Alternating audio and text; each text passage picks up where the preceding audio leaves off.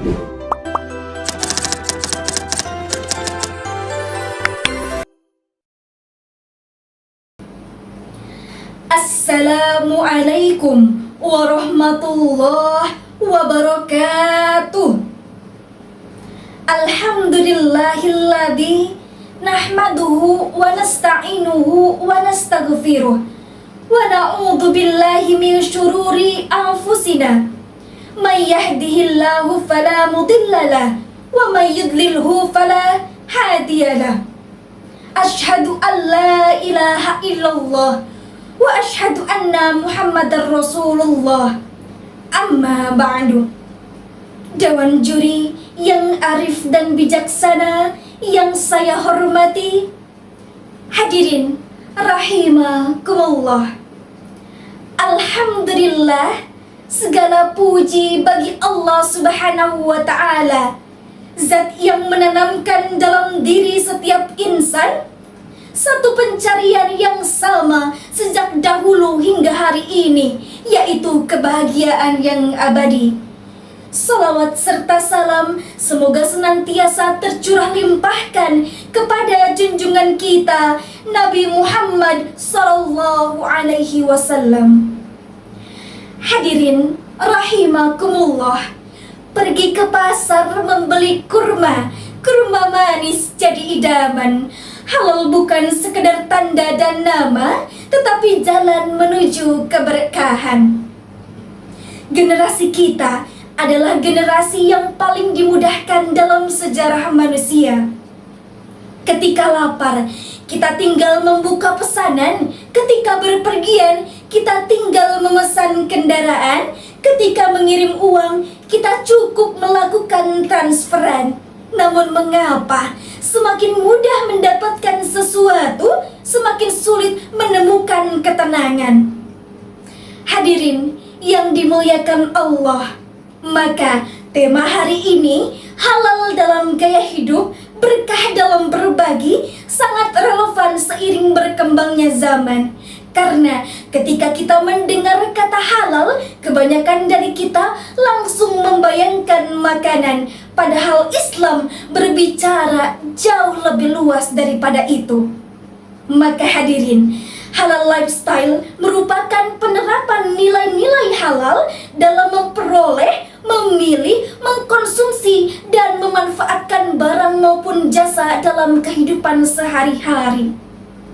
Islam hadir ketika kita memilih makanan. Islam hadir ketika kita mencari penghasilan. Islam hadir ketika kita menuntut ilmu. Islam hadir ketika kita menggunakan sosial media. Islam hadir dalam seluruh aspek kehidupan yang kelak akan dipertanggungjawabkan.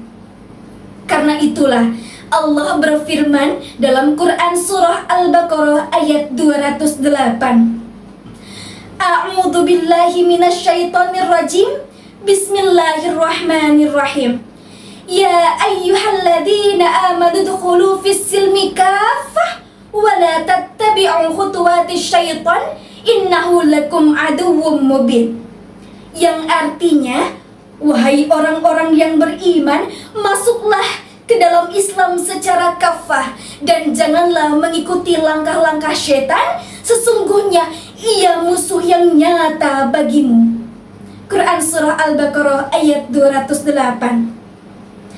Hadirin yang dirahmati Allah, Imam Yusuf Al-Qaradawi dalam kitab Al-Halal wa Al-Haram fil Islam menjelaskan bahwa hak menentukan halal dan haram adalah haknya Allah Subhanahu wa ta'ala.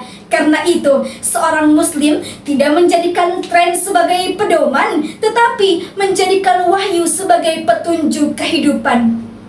Maka, halal lifestyle bukan hanya tentang memilih makanan yang halal. Halal lifestyle adalah menjaga kejujuran ketika kebohongan dianggap biasa, menjaga amanah ketika pengkhianatan dianggap lumrah, menjaga kehormatan ketika kemaksiatan dianggap hiburan.